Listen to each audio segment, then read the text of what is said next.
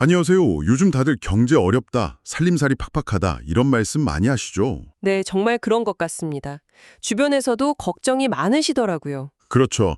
그래서 오늘은 최근 이재명 대통령이 국회 연설에서 내놓은 그 추가 예산안, 추경안이라고 하죠. 아, 네. 30조 원 넘는 규모의 추경안 말씀이시군요. 네, 맞습니다. 규모가 상당하던데요. 이게 우리 생활이랑 경제에 어떤 영향을 줄지 오늘 좀 핵심만 짚어서 쉽게 이야기 나눠볼게요. 네, 좋습니다. 중요한 내용들이 많더라고요. 우선 대통령이 지금 우리 경제 상황을 매우 엄중하다 이렇게 진단했다고요. 네, 맞습니다. 저성장에다가 고물가, 고금리, 고환율, 이른바 삼중고라고 하죠. 아, 삼중고. 네. 거기다 내수, 그러니까 소비까지 얼어붙어서 더 어렵다는 겁니다. 실제로 지난 1분기 성장률도 마이너스였고요. 네, 맞아요. 마이너스 성장 소식 듣고 좀 충격이었어요. 그렇죠. 그리고 뭐 주변에 문 닫는 가게들도 많다는 이야기가 나오는데 실제로 연간 100만 명의 자영업자가 폐업한다는 통계도 언급됐습니다. 100만 명이요? 와, 정말 심각한 수준이네요. 네. 그리고 또 취약계층, 그러니까 좀 형편이 어려운 분들의 대출 연체율도 많이 늘었다고 하고요. 이런 구체적인 어려움들을 쭉 짚었습니다. 그러니까 상황이 이러니 정부가 마냥 허리띠만 졸라맬 수는 없다. 이런 판단인 거네요. 네, 그렇습니다. 지금은 오히려 좀 적극적으로 정부가 나서야 한다. 경제가 다시 뛸 수 있도록 정부가 나설 때다. 이런 메시지를 강조한 거죠. 결국 민생 회복이 제일 시급하다. 이렇게 본 거군요. 네, 맞습니다. 민생 안정이 최우선 과제다. 이걸 분명히 한 거죠. 그래서 나온 게 그 30조 5천억 원짜리 추경안이라는 건데 구체적으로 어디에 쓰이는 돈인가요? 이게 제일 궁금하실 것 같아요. 네, 그렇죠. 크게 네 가지 정도로 나눠볼 수 있는데요. 가장 큰 덩어리가 역시 소비 살리기입니다. 소비 살리기요? 얼마 정도 되죠? 여기에 총 11조 3천억 원이 배정됐어요. 그중에서도 핵심은 민생회복 소비 쿠폰인데요. 아, 그 쿠폰 이야기 많이 나오더라고요. 네, 여기에만 10조 3천억 원, 그러니까 추경안 전체의 3분의 1 정도가 들어가는 셈이죠. 와, 10조 원이요? 엄청나네요. 어떻게 지급되는 방식인가요? 일단 모든 국민에게 1인당 15만 원씩 드리는 거고요. 보편 지급이죠. 네네. 그리고 이제 좀 형편이 어렵거나 아니면 인구소멸 위기 지역에 사시는 분들께는 추가로 더 드리는 방식입니다. 최대 52만 원까지요. 아, 보편 지원에 선별 지원을 합친 거군요. 네, 맞습니다.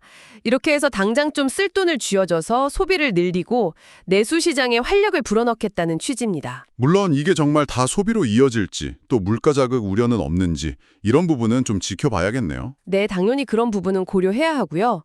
지역사랑 상품권 발행도 8조 원 늘리고 할인율 지원에도 6천억 원 더 투입한다고 합니다. 소비 말고 또 어떤 분야가 있나요? 다음은 투자 촉진입니다. 여기에 한 3조 9천억 원 정도가 배정됐어요. 투자는 어떤 쪽으로요? 뭐 철도나 도로 같은 사회기반 시설, SOC라고 하죠. 이런 투자를 좀 앞당겨서 집행하고요. 또 요즘 좀 불안하다는 얘기가 나오는 부동산 PF 시장, 여기에 유동성을 공급하는데 5조 4천억 원을 투입합니다. 아, 부동산 PF요? 이거 문제 생기면 좀 파장이 클 수 있다고 하던데요. 네, 그렇죠. 건설사나 금융기관까지 연쇄적으로 어려워질 수 있으니까 미리 좀 자금을 지원해서 위험을 관리하겠다는 의도로 보입니다. 그렇군요. 미래산업 투자 같은 것도 있나요? 네, AI나 신재생에너지, 벤처기업 지원 같은 내용도 포함되어 있습니다. 성장 동력을 살리려는 목적이죠. 그리고 세 번째는 뭔가요?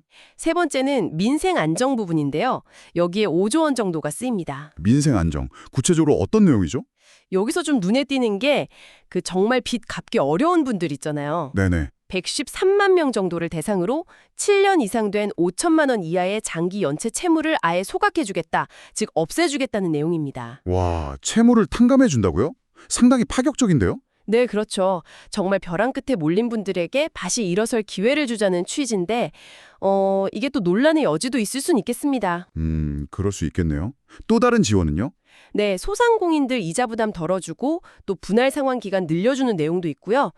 폐업하시는 분들 지원금 인상, 그리고 실업급여 같은 고용 안전망 강화에도 1조 6천억 원 정도 투입됩니다. 주변에 어려운 이웃들에게 좀 직접적인 도움이 될 수도 있겠네요. 네, 그런 효과를 기대하는 거죠. 마지막 네 번째는 뭐죠? 마지막은 세입 경정이라는 항목인데 10조 3천억 원 규모입니다. 세입 경정이요. 이건 좀 말이 어려운데요? 네, 좀 생소하실 수 있는데 쉽게 말하면 앞으로 세금이 예상보다 좀 덜 거칠 것 같으니 이걸 미리 예산에 반영하겠다는 뜻입니다. 아, 미리 반영한다고요? 왜 그렇게 하는 거죠? 그래야 이제 연말 가서 각자기 세금이 부족해서 계획했던 사업을 못하게 되는 상황, 이걸 막을 수 있고요. 또 나라 살림을 좀 더 투명하게 운영하겠다 이런 의지를 보여주는 걸로 해석할 수 있습니다. 알겠습니다. 그럼 대통령이 연설에서 이런 예산안을 설명하면서 특별히 강조한 메시지가 있었나요? 네, 있었습니다. 경제 회복의 골든타임을 놓치면 안 된다. 이걸 여러 번 강조했고요. 그래서 국회의 초당적인 협력, 즉 협치가 필요하다고 계속 호소했습니다. 협치요? 네, 특히 야당에도 필요한 예산이 있다면 언제든 의견을 내달라 이렇게 손을 내미는 모습도 보였고요. 뭔가 좀 실용적인 접근을 강조하는 듯한 발언들도 있었다면서요? 네, 외교에는 색깔이 없다. 국익이 유일한 기준이다. 평화가 밥이고 경제다. 이런 말들이 나왔는데 이 부분에서는 박수가 나오기도 했습니다. 연설 끝나고 야당 의원들하고 악수도 하고 그렇다고 하던데요? 네, 맞습니다. 일일이 악수하면서 대화하는 모습을 보여서 좀 소통하려는 의지를 나타낸 거 아니냐 이런 해석도 나왔죠. 자, 그럼 정리를 좀 해볼까요? 네, 이번 추경안, 결국은 지금 어려운 경제 상황에 대한 정부의 좀 긴급 처방이다. 이렇게 볼 수 있겠네요. 네, 그렇습니다. 특히 전국민 소비 쿠폰이나 아까 말씀드린 취약계층 채무탕감 같은 경우는 통과된다면 당장 우리 가게에 직접적인 영향을 줄 수 있는 내용들이죠. 그렇죠. 즉각적인 경기 부양하고 민생 안정에 초점을 맞춘 거군요. 네, 그런 성격이 강하다고 볼 수 있습니다. 근데 대통령이 이렇게 협치를 강조하긴 했지만 이게 국회에서 순탄하게 처리될지는 좀 지켜봐야 하는 거 아니겠습니까? 아, 네. 그건 당연합니다. 아시다시피 총리 인준 문제도 걸려 있고 여야 간의 다른 현안들도 많으니까요. 그렇죠. 정치적인 상황이랑 맞물려서 좀 진통이 있을 수도 있겠네요. 네, 충분히 그럴 가능성이 있습니다. 대통령이 말한 그 경제 회복의 골든타임을 살리려면 신속한 처리가 중요한데 과연 그렇게 될 수 있을지는 앞으로 국회 상황을 주목해야 할 것 같습니다. 네, 과연 이 추경안이 얼어붙은 우리 경제에 좀 따뜻한 바람을 불어넣을 수 있을지, 또 국회에서는 어떻게 논의가 될지 계속 관심을 가지고 지켜봐야겠습니다. 오늘 말씀 감사합니다. 네, 감사합니다.